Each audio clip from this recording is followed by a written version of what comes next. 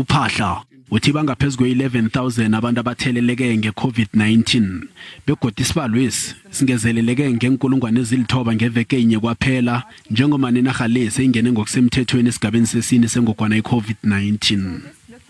Over the last 7 days, the new spike has moved into the whole of Gauteng, and it's also registering presence in all our 9 provinces, with numbers starting to rise in the Western Cape, in KZN, in Limpopo, in the Northwest, and in Mpumalanga, also with high positivity rates. There are many who have taken only 1 dose, even though they have long been due for the 2nd dose. We really appeal to them to come forward and complete their vaccination so that they can be fully protected.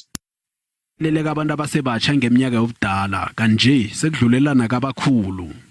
Siyanda nesibalo sabangeniswe embedlela khulukhulu eGauteng elitsaba lengogwana le. Kanti Tshwane ngiye nesibalo esiphezulu sabathelelekileko kunye nababhubhileko. iKapa neKwaZulu-Natal nazo zibonakala ziba nesibalo esiphezulu sabantu abathelelekako kube ngahlanye iHlagweni Kapa neFreystata zisese nesibalo esiphasi.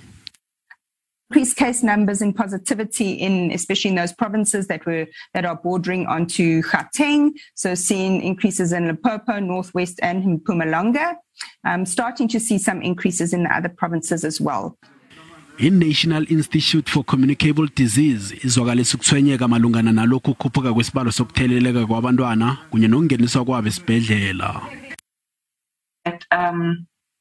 There is an immunity gap with adults being with higher coverage of vaccination in adults.